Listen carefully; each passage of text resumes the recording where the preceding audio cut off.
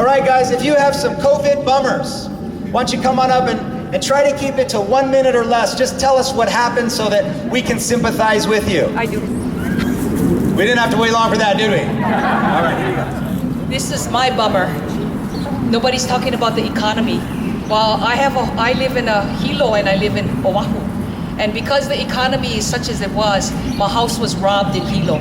I got $10,000 stolen from me, and I cannot fly there. I contacted the governor, the lieutenant governor. They're not taking no phone calls. They never answered me. I fell through the cracks. And this is what we need to do. We need to take back Hawaii. We need to take back our government for Jesus. Amen. God bless you.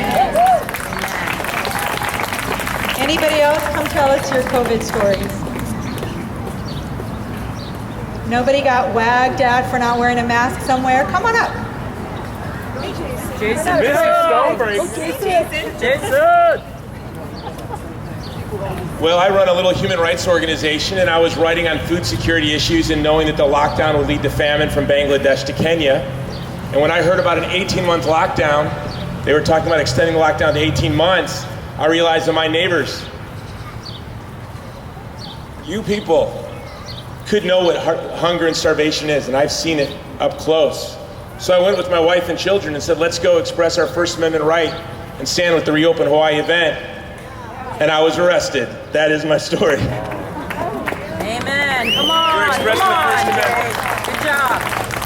Anybody else? Aloha, everybody. I mean, thank God for Pastor. He's wonderful. And I can tell you that, God can do extraordinary things through men which know extraordinary God. And this is my flag, which I had in mind when I was escaping communism 32 years ago. And I had United States to escape to. So we better wake up here, because we have no place to escape from here. And this COVID bummer for me, the whole thing is communist bummer. I mean, they are trying to social engineer every one of us and forget what this country was based on. And we cannot allow that to happen, because we will have no country left. And the world is watching. They are watching what the Americans will do. And we let those, I call them COVIDiots, go too far, because they are already too far. They are doing illegal stuff, which is totally anti-constitutional, but mainly it's demonic. It's against the God's given rights, which we all have, from God, not from the state. So please find those candidates in your districts. I'm one of them. I'm running for House District 37 in the middle of Oahu. And make sure they have their armies also. And we kind of take over at least majority of those people, because don't forget, when it started, in March 22nd, there was 83% of your elected employees, because that's what those legislators are, and those 83% sent eagle letter. It's okay, hey, shut down Hawaii. They sign it. On my website, you can see all the list. You can see every single one of them. So if you have a candidate in your office which is running against the incumbent which signed the letter, vote him out. God bless you.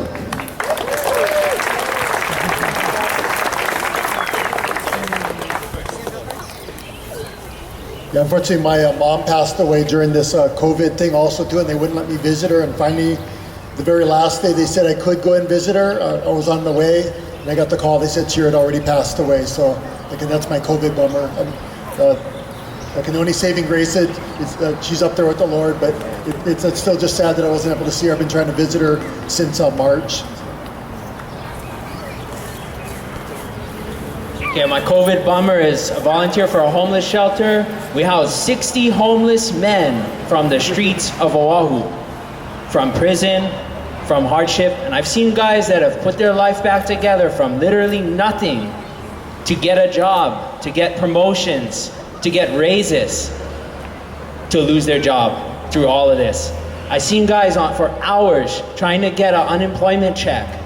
And I've seen other guys, simple brothers, Hawaiians, that work hard, getting more money on unemployment than they would working. But it's a deception because money doesn't grow on trees. So we gotta get Oahu back to work. Stop breaking the hope of the people of this island.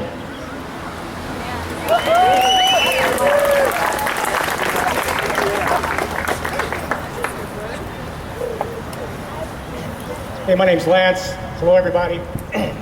The bummer I want to express, and I know everybody can relate, I run a little poke shop in Kalama Valley, and we're grateful. We've actually been blessed in all this COVID stuff because people are always hungry. But what really struck me, and actually for several days I was in despair, was you couldn't see smiles. I have girls. I got a whole bunch of little girls, and they all dance hula. And I had conversations with customers on how are we going to deal with this, because you can't dance hula with the mask on. And how are we supposed to show who and what our culture is all about when you cannot see the smile? You guys know, when we dance hula, it's all about that smile. So that was my bummer, because I would sit there and see people coming to my store with the mandatory mask. I get it, and I kind of understand it. But you know what? We live in Hawaii, look how nice and warm it is and all this and that. You guys, I know you know. But we got to get the smile back, so a revolution for aloha is like the kind. It's the way to go. Everybody start smiling, everybody dance your hula, and let the world know who the people of Hawaii are. And Bud's going to help make that happen. Peace.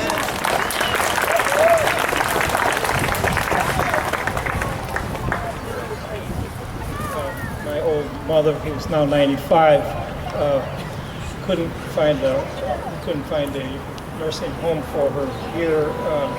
So she moved by my sister 10 minutes from her place in Colorado. And well, my sister could only see her through the window, and she told me that the people in the nursing home are dying of broken hearts. They can't hold the hands of their kids and their grandchildren. But what I can say is that, well, what the devil meant for evil, God meant for good. My 95-year-old mother still received the Lord at 95 years old over the telephone.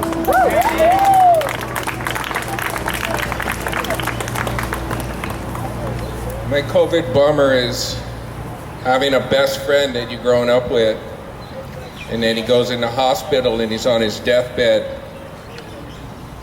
And you go and see him one time and you're able to talk with him and you tell him, I'll be back to see you. Then a month later when you go to see him, you're told you're not being able to go see him. Then he passes away. You didn't get a chance to say your last goodbye to him. My other bummer is being told that I have to wear this mask when I go into the City Mill or the Home Depot. Went into the City Mill once and I said, I'm not wearing this mask. And got into a big fight. And I said, go ahead, call the cops. He didn't call the cops, but instead sold me my stuff that I wanted. But in the process, all his workers are looking at me and they're listening. They're not looking at me like, you idiot, what are you doing? But they're all listening because I'm talking to them and they got ears to hear, just like everybody has. An hour later, a friend of mine went into the same City Mill and he said, they didn't ask me to wear a mask.